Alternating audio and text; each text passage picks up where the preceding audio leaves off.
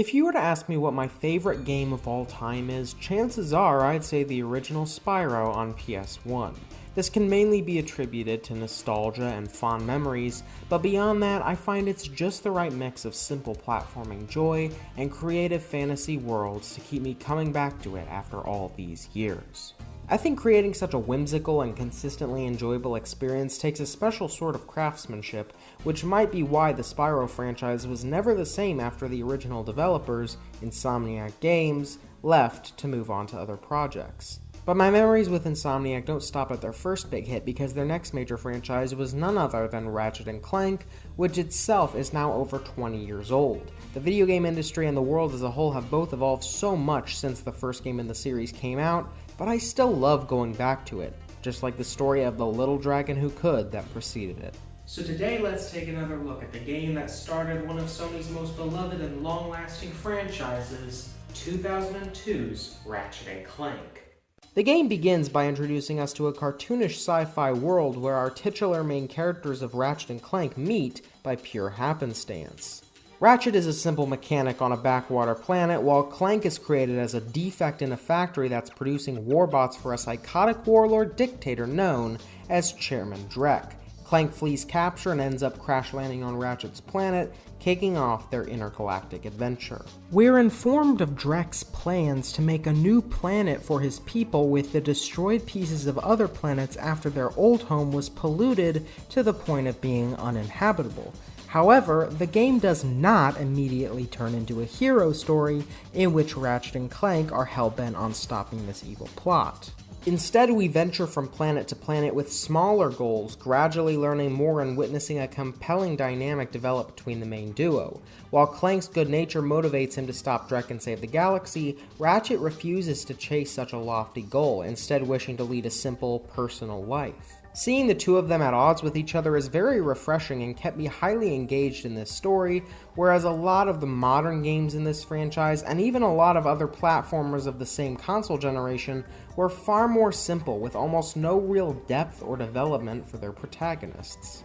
But here, Ratchet and Clank aren't exactly friends the whole way through, instead often being forced to work together against their will, and only by the end are they on the same page. This is due mainly to Ratchet's character development, which is the real highlight of the game's story in my view. You see, while he's often quite selfish and only thinks about short-term superficial desires like revenge, he eventually sees the devastation brought onto all these planets and their inhabitants by Drek's evil scheme, which crescendos when it's revealed that his home planet of Veldin is the final puzzle piece in Drek's new planet. This brings us a satisfying resolution, all of which goes to show just how complicated and well-written this game's story is compared to most other games in the genre, or, hell, even a lot of other games of the time period in general. And the other characters in the story are also great, though they're pretty much all just there for comedic effect. But like many of the side characters in the Spyro games, they bring an unmatched charm and fun feeling to your journey.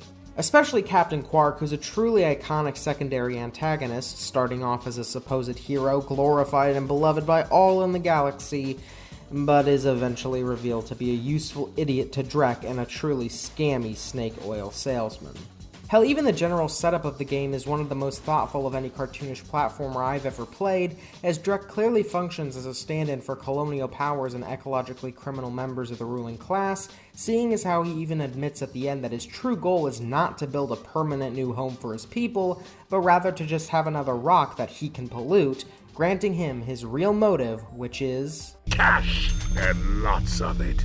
This theme of vicious greed and economic suffering among the lower classes is also present throughout the entire game, as you pretty much end every mission in the game having to pay for a material, weapon, gadget, pathway, or even piece of information. Everyone's trying to get a leg up, and though it's quite comedic a lot of the time, it also presents a pretty poignant message.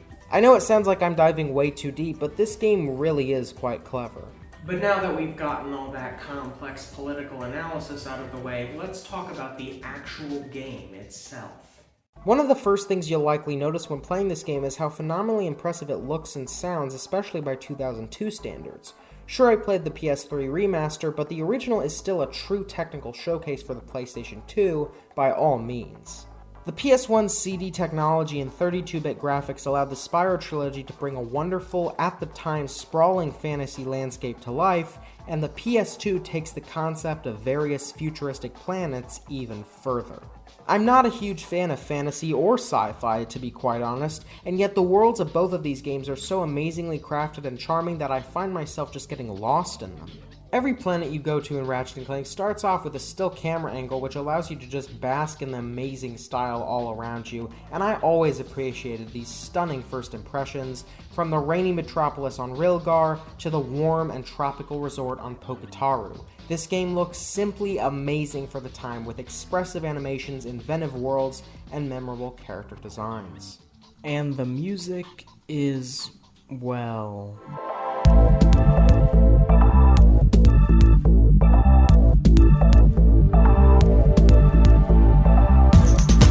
Just like Spyro, the music perfectly captures the aesthetic they were going for, and the soundtrack is just packed to the brim with banger after banger.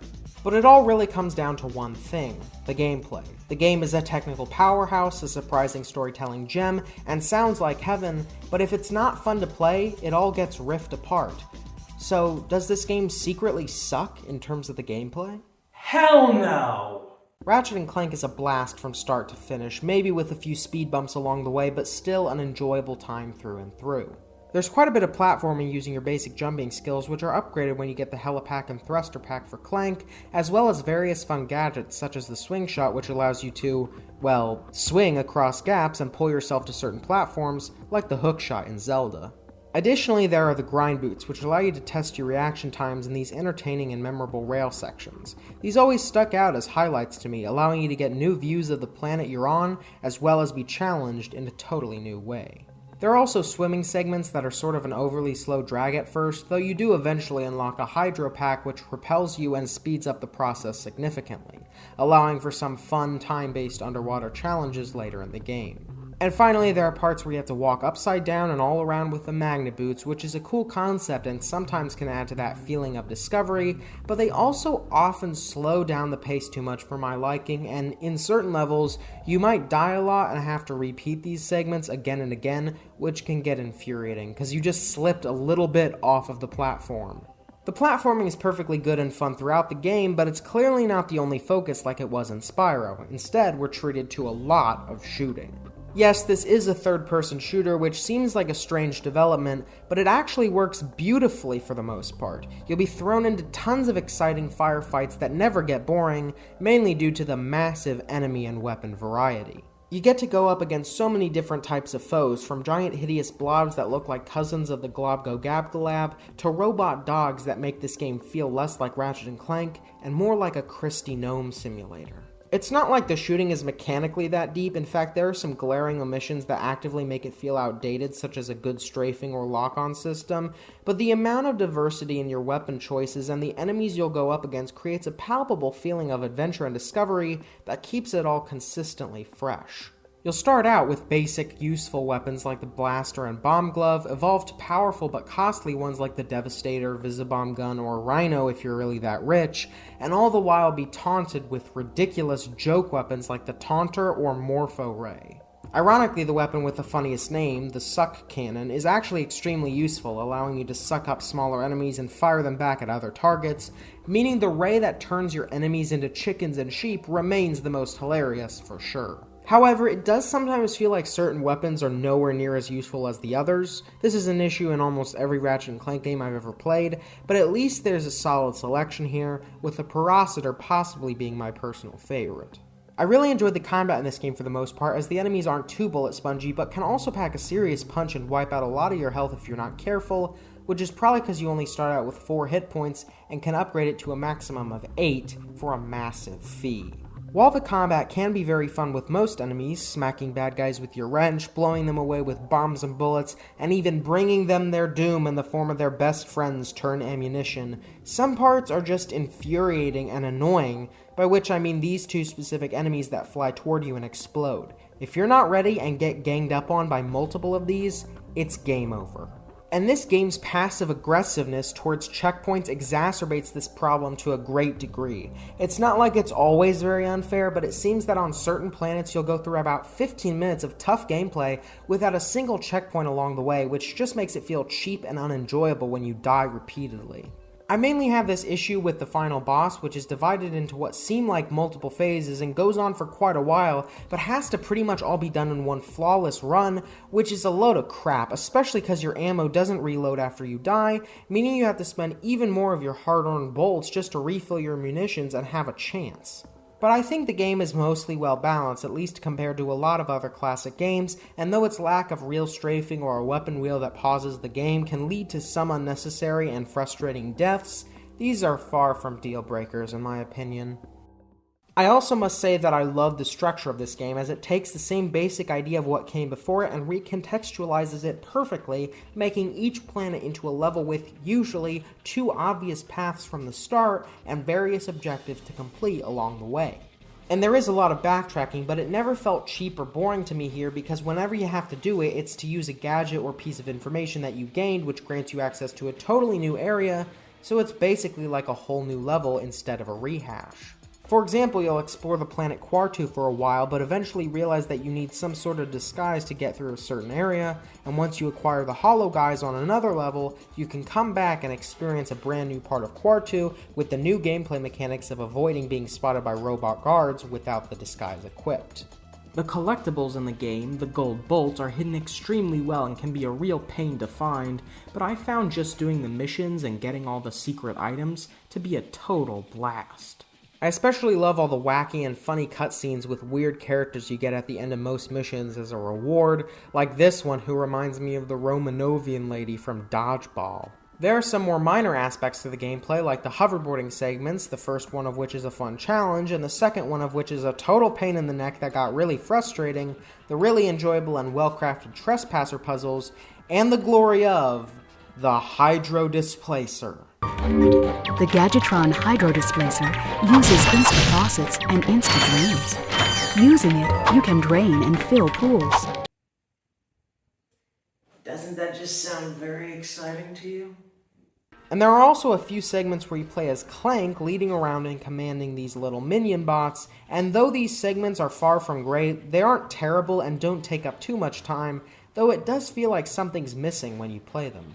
Finally, the bosses of the game are pretty underwhelming. I think the level-to-level gameplay is great, with platforming, shooting, and puzzles all having their flaws, but generally being fun and mixed together very well, but the big boss fights, especially the final boss that I mentioned earlier, stick out as disappointing. The first Ratchet and Clank game is not super long, as it only took me around 9 hours to beat it, and in that time there weren't a ton of bosses either, so you'd think that having fewer of them would allow each one to be more unique, but instead they're all pretty much just bigger enemies with larger health bars, except for the ones you fight with turrets or fighter jets, like Captain Quark, which is pretty much the best one in the game. But even then, it's not anything mind-blowing. So I think all in all that the game does excel in a lot of aspects, having a really enjoyable gameplay loop with a good amount of variety, impressive and memorable visuals, rockin' music, good characters, surprisingly in-depth social commentary, and a fantastic main storyline. However, it's obviously not without its glaring flaws like the iffy difficulty, poor aiming system, boring bosses, and even though it may lead to good satire, being so damn cheap. Still, it's a strong 3.5 out of 5, making it a solid start to this franchise with clear strengths, lots of potential, and issues that could easily be ironed out in a sequel. But you know, I'm not sure why I'm complaining about the game being so cheap. Sure, it can maybe get on your nerves a little bit at first, but all you have to do is just go back through the levels, break open a few boxes, and get some extra bolts. It's really not that hard. You just have to pull yourself up by your magna boot straps.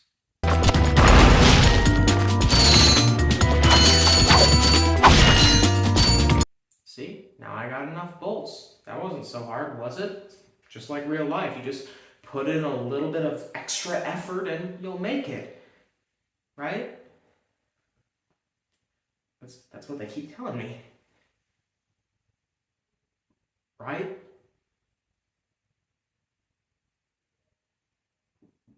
Right? Right. Oh well, I guess not. I guess reality really is quite different from video games, seeing as how we live in a world with no wonder or fun or whimsy. We're all just meaninglessly marching slowly toward the inevitable grasp of death. Anyway, everyone, thank you so much for watching. Make sure to like, subscribe, and share the video, and comment below what's your favorite flavor of bean burrito. Mine? Candy cane. Anyway, that'll do it for this video. Goodbye, everyone, and I'll see you next week for an epic Fortnite vlog.